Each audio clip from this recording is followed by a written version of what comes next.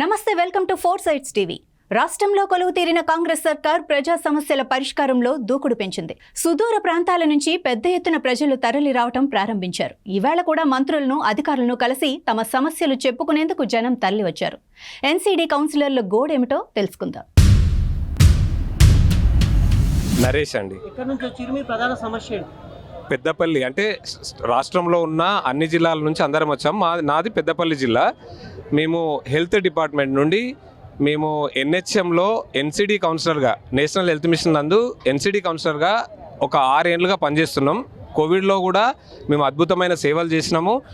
మా ప్రధాన సమస్య ఏంటంటే అప్పటి నుండి ఇప్పటి వరకు కూడా మేము పలుమార్లు బీఆర్ఎస్ ప్రభుత్వం ఉన్నప్పుడు కూడా మేము ఎన్సీడీ అనే ఎన్హెచ్ఎంలో ఉన్న ఎన్సీడీ ప్రోగ్రాంలో వివిధ రకాలైన క్యాడర్లు అంటే దానిలో భాగంగా మమ్మల్ని కూడా ఎంపిక చేయడం జరిగింది. కానీ 2018 ఎన్నికల ముందు అందరికీ ఈ ఏదైతే సమాన పనికి సమాన వేతనం అనేది 510 జీవో ఉందో దాన్ని అందరికీ అమలు చేయడం జరిగింది. కానీ దానిలో కౌన్సిలర్స్ అనే దాన్ని విస్మరించడం జరిగింది. వాస్తవంగా కౌన్సిలర్స్ అనేవాళ్ళు పీజీ విద్యార్థితో, మేము ఉన్నటువంటి పీజీ విద్యార్థితో సోషియాలజీ, సైకాలజీ అనే ఒక సబ్జెక్ట్ చదివి కూడా, సోషల్ వర్క్ అనేటువంటి సబ్జెక్ట్ను కూడా చదివి మేము 10,000 జీతానికే పనిచేస్తున్నాం. దీన్ని పలుమార్లు కూడా చేసినాము. దానిలో ల్యాబ్ టెక్నీషియన్లు ఉన్నారు, స్టాఫ్ నర్సులు ఉన్నారు. వాళ్ళని క్యాడర్ కింద మాత్రం మాకంటే తక్కువ క్యాడర్ కనే చేసుకొని వాళ్ళకి 19,000 జీతానికి అంటే 14,000 జీతానికి 9,000 జీతానికి వేసుకున్న వాళ్ళను 17,000 ఇప్పుడు 22,000 జీతము, 29,000 జీతం వాళ్ళకి ఇవ్వడం జరిగింది. దాంతోపాటు మేము కోరుకున్నది ఏంటంటే సరే వాళ్ళకి సమాన పనికి సమాన వేతనం జరిగింది. మేము పలుమార్లు ఇప్పటికీ ఒక 10 సార్లు హరీష్ రావు గారికి లెటర్ ఇచ్చినాము. అట్లాగే పాత ఉన్న కమిషనర్ గారికి, వీళ్ళందరికీ కూడా లెటర్స్ ఇవ్వడం జరిగింది. వాళ్ళు కూడా మీకు న్యాయం చేస్తామని పలుమార్లు చెప్పారు. కానీ ఇప్పటి వరకు కూడా మేము రాష్ట్రంలో ఉన్నటువంటి అందరం, అన్ని జిల్లాల వాళ్ళం ఒక పలుమార్లు మా ఉద్యోగాలని అన్నింటినీ అవస్థలను వదిలిపెట్టుకొని మేము ఇక్కడికి వచ్చి ఇది చేసి ఇవాళ మేము గౌరవ ముఖ్యమంత్రి గారికి ఏంటంటే మా విన్నపం, దయచేసి మేము 10,000కి ఇప్పుడు ఉన్నటువంటి నిత్యావసరాల దృష్ట్యా, తర్వాత ఇప్పుడు ఉన్నటువంటి బస్ ఫేర్లు కావచ్చు, ఆటో ఫేర్లు కావచ్చు, తిరగడానికి కావచ్చు, ఒక దగ్గర నుంచి ఒకడానికి వెళ్ళడానికి కూడా మాకు చాలా ఇబ్బందికరమైన పరిస్థితులు. ఈ 10,000 జీతంతో మేము కనీసం మా కుటుంబాన్ని కూడా పోషించుకునే పరిస్థితులు లేము.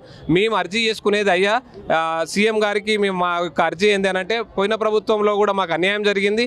దయచేసి మేము ఏది డిమాండ్ చేయట్లేదు, మాకు కూడా సమాన పనికి సమాన వేతనం. ఎందుకంటే మాతో ఉన్నటువంటి ఎన్టీసీపీ ఇప్పుడు సోషల్ వర్కర్ ఉన్నారు, దానిలో ఉన్నటువంటి వాళ్ళకి 35,000 జీతాన్ని కన్సిడర్ చేస్తున్నారు. దీనిలో మమ్మల్ని అందరినీ వేరు చేశారు. మా విద్యార్హత సమానమే, అందరూ పీజీ గ్రాడ్యుయేషనే, అందరూ సోషల్ వర్క్, సోషియాలజీ యొక్క విద్యార్హత ఉన్నప్పటికీ దీనిలో వివిధ రకాలుగా క్యాటర్ చేసి వాళ్ళకి 35,000 జీతం, మాకు 10,000 జీతం ఇచ్చి మమ్మల్ని అది చేయడం. ఇప్పుడు ఉన్నటువంటి దానికి, ఇప్పుడు ఉన్నటువంటి సమాజంలో బ్రతకడానికి, కుటుంబాన్ని పోషించడానికి అనేక ఇబ్బందులు అవుతున్నాయి. కాబట్టి మీకు మేము ఏమిందంటే మేము పత్రికాముఖంగా మీకు ఒక సవినయంగా తెలియజేసుకుంటున్నాం. ఇవాళ మేము నిన్న రాత్రులు వచ్చి మేము ఇక్కడే పడుకొని ఇవాళ పొద్దున్నే 5 గంటలకు లేచి ఈ యొక్క దానిలో ఒక్కొక్కరం ఒక్కొక్క డిస్టిక్ నుంచి వచ్చి ఇక్కడ గ్యాదర్ అయ్యి ఈ యొక్క ప్రజా దర్బార్కి వెళ్ళి మేము ఈ ప్రజా దర్బార్లో మీకు ఒక వినతి పత్రం ఇచ్చినాం. దయచేసి ఈ వినతి పత్రాన్ని అర్జేసి మాకు ఎంత అయితే తొందరగా, మేము ఇప్పటికే ఒక 6-7 ఏళ్ళుగా మేము అన్నిటికీ లాస్ అయినాం.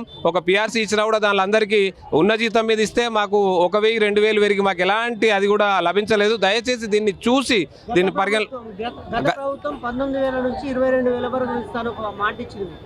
22,000 గత ప్రభుత్వంలో మేము ఇచ్చినటువంటి ఆ యొక్క దాన్ని తీసుకొని లాస్ట్ కమిషనర్ మేడం కూడా ఫైల్ ఇచ్చినాం. మేము ఒక 20 సార్లు తిరిగినాం. దాన్ని కూడా 28,500లకు పెంచుతా అని ఒక అది చేసి లాస్ట్ ఒక ఇది గవర్నమెంట్ వెళ్ళే ముందు కూడా మా ఫైల్ సంతకం అవుతుందని మా దగ్గర ఉన్న మా కమిషనర్లో ఉన్న ఛాంబర్ నుంచి కూడా మాకు అజ్జేసిర్రు, మీకు వస్తుందని చెప్పారు. కానీ మాకు ఇప్పటి వరకు ఎట్లాంటి న్యాయం జరగలేదు. మీకు సవినయంగా అందుకే వేడుకుంటున్నాం, దయచేసి ఏంటంటే మాకు న్యాయం చేయండి. దానికోసమనే మేము ఇక్కడికి రావడం జరిగింది. మమ్మల్ని కూడా ఆలోచించి మీరు కూడా మా డిపార్ట్మెంట్ కన్సర్న్ చేసి మీరు మాకు తగిన న్యాయం చేయాలని మేము అందరం సవినయంగా చేతులు జోడించి మీకు తెలియజేసుకుంటున్నాం.